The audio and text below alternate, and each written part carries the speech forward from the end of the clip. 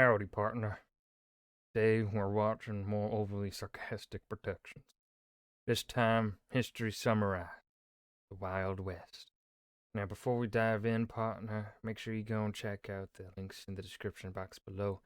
I'd love it if you join the Discord and follow me over at Twitch. You hear? I cannot do a southern accent. Well, like, trying to do the stereotypical cowboy and I can't. Um, But yeah, really got nothing else to add here at the beginning of this video. It's the Wild West.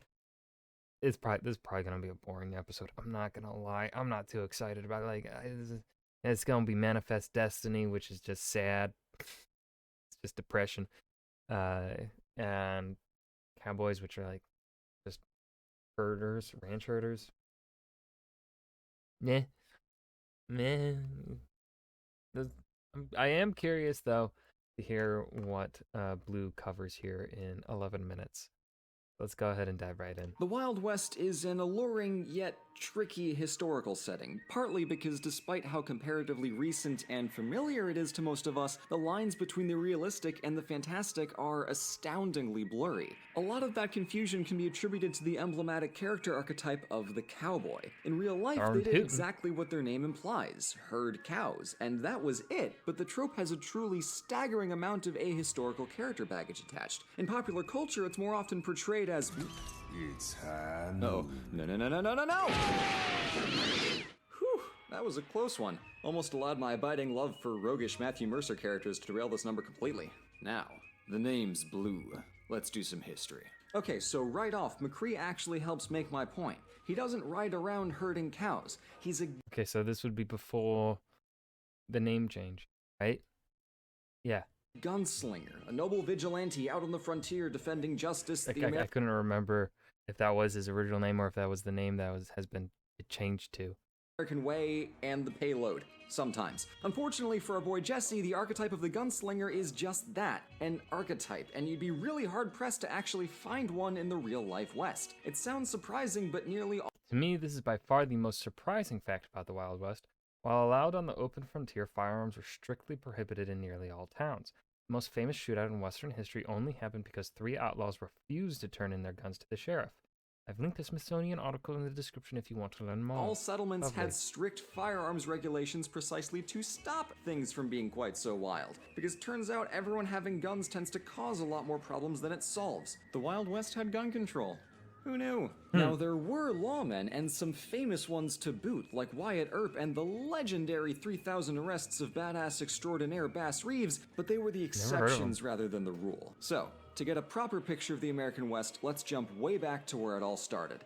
Oddly enough, the West really began in 17th and 18th century Central America, where the incoming Spaniards used their skill as horsemen to herd cattle. See where I'm going here? After a couple hundred years, the Viceroyalty of New Spain gained independence to become Mexico, and the practice of cattle herding passed down into the tradition of the vaqueros, which is, surprise surprise, Spanish for cowboy. Thing is, a third of modern America used to be Mexico, so nearly the entire West was originally a mix of Mexicans and Native Americans, and unsurprisingly there's been some linguistic and cultural bleed. Loads of Western iconography from chaps and lassos to bandanas and hats all transferred from a foundation of Mexican traditions, which is a really cool surprise. But stuff got really interesting when American settlers moved westward and then themselves adopted lots of those elements and started working as vaqueros, or if you can't pronounce Spanish, buckaroos. Westward expansion had been going on from the instant the East Coast was colonized, but with the Louisiana Purchase of 1803, discovery of Californian gold in 1848, and the subsequent construction of a buttload of railroads to bring goods and people back and forth across the country in a way that was way more efficient than the Oregon Trail, Manifest Destiny kicked into overdrive. Tons of people left their cushy eastern lives to cross the Mississippi River and catch a train towards those sweet, delectable homestead subsidies. Yeah, Well, I wouldn't say that they left their cushy lives. I feel like most people making that trip were not exactly living cushy. I'm certain there was a decent sizable portion perhaps, but majority I feel like were people taking the opportunity because they felt that they didn't have that same ability, like they didn't have the money to do it out east. But with the subsidies out west, it's like, oh, I can afford to do that one. Let's go try it. Let's risk our lives. From being the last refuge against the big awful tyranny of the American government, the West was only settled by extensive government sponsorship of communities, railroads, and more. In 1800, at the rate that expansion had been going, most Americans assumed it would take another couple centuries to push all the way across the continent.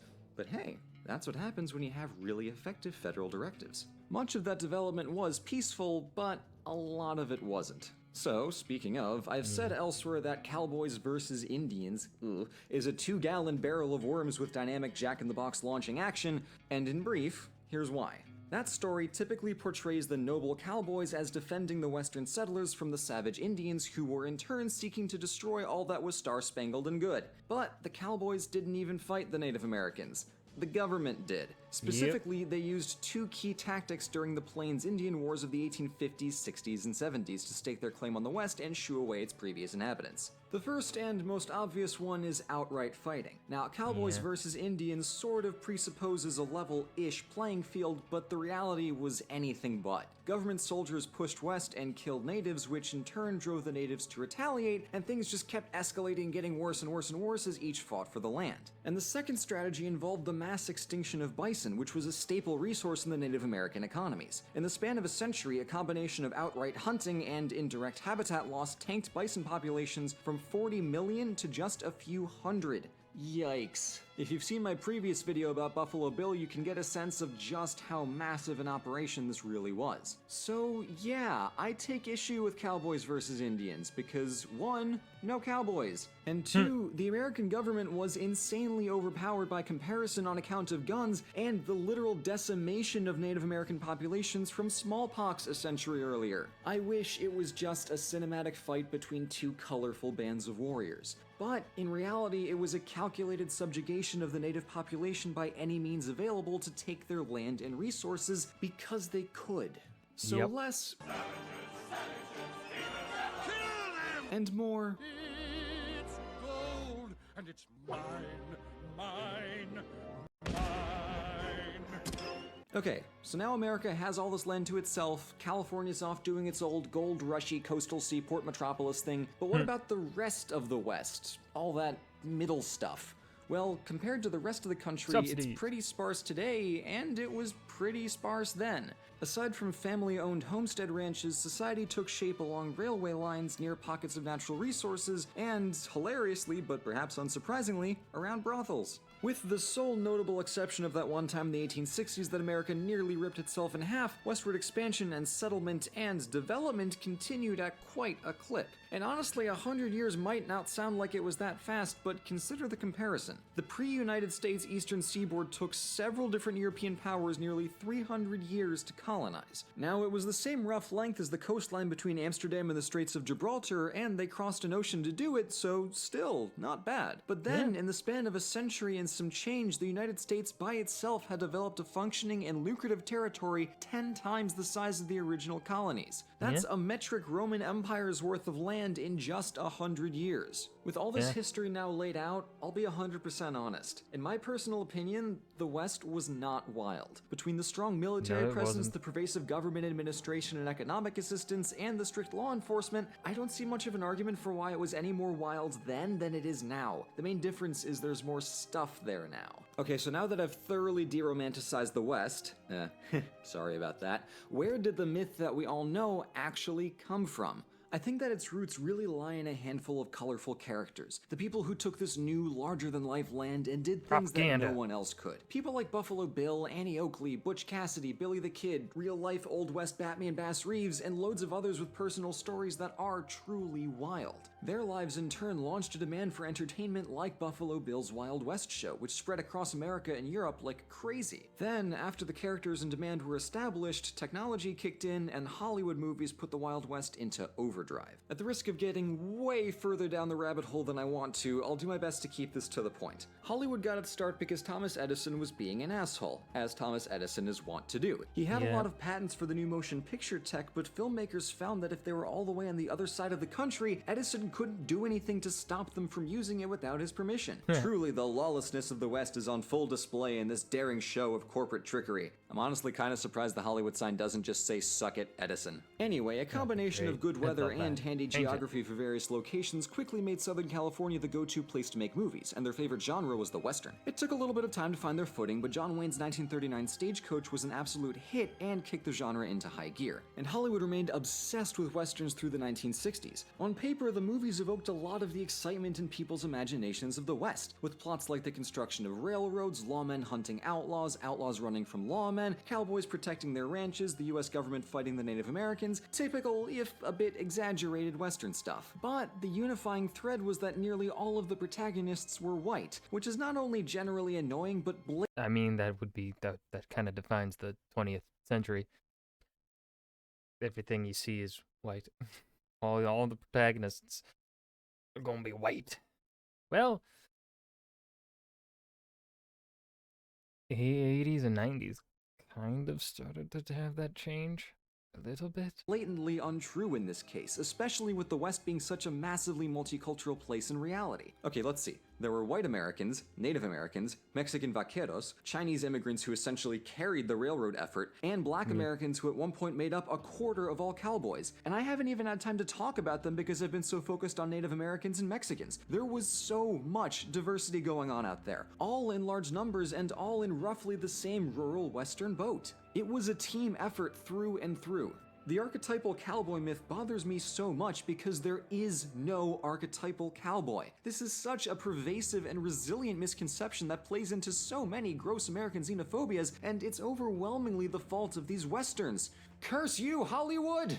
And then, on the other side of the Atlantic, there was another type of Western movie. It started with Sergio Leone's A Fistful of Dollars, starring Clint Eastwood. This Italian brand of Western, dubbed the Spaghetti Western because they were made by Italians in Italy, yay, stereotypes, became hugely popular in Europe and America, because they were good-ass movies. In the decade after Fistful of Dollars, half of Italian movies were westerns, and unlike American westerns which attempted to ground themselves in history of theoretically plausible characters, protagonists like Eastwood's The Stranger were neither outlaw nor lawmen. They were completely unattached wanderers, unaffected by local politics, and quite unbothered by violence, and that became a staple trait of spaghetti westerns. For example, Franco Nero's Django has almost no dialogue but a ton of murder. Hollywood, for all its drama and popular appeal, had certain rules for censoring violence, but Italy had none of that. So spaghetti westerns were far more action-packed and brutal. A dude gets his ear cut off in one of these movies. It's nuts. And that's the key difference. These guys wanted to tell exciting stories. They didn't care if it was accurate or not, so they leaned into that fantasy of the West and created the myth of the wandering gunslinger as a one-man army against the world.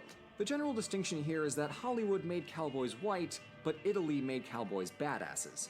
So, to recap, the myth and the history of the American West are two wildly different things. The truth is that the frontier was a diverse place that was won by conquest and developed through effective administration and lucrative economics.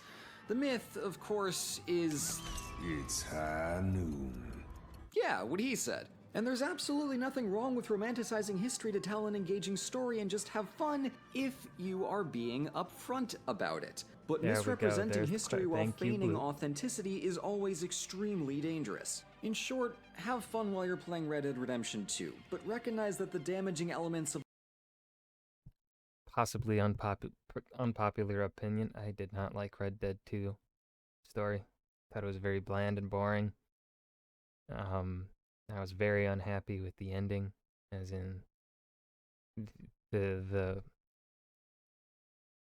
it being the epilogue being where we kill that one fucker instead of it happening in the final chapter. The final chapter of Red Dead 2 pissed me the fuck off. It's like, no, that kill should have been that character's kill. I shouldn't have been doing that in the fucking epilogue. The Western myth won't go away unless we confront them. To put it another way, justice ain't gonna dispense itself. And that was History Summarized, The Wild West. I said it in the beginning, I was not expecting much, but it actually blew me away. He did a fantastic job with this episode. I think this was a really well done History Summarized on the Wild West, fitting as much as he did within the 11 minutes. I feel like he did a great job of that. The amount of context and additional history regarding like the origins of the cowboy. I think he did a great job with it.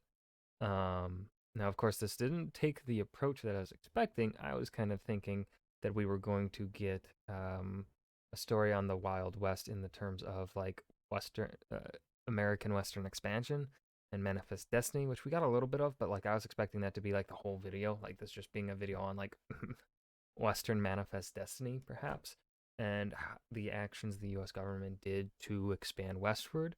Which again, we got a little bit of that, but I was expecting that to be like the whole video. But no, this was more of a study on the Wild West and pretty much just an argument that it is not that wild. It wasn't that wild of a place, and how we essentially got that uh, our modern view of the Wild West, which I like that twist. I thought that was really well done. I hope so. I hope you guys enjoyed as well. Remember to hit that like button and subscribe for more, and I will see you guys in the next video. Peace.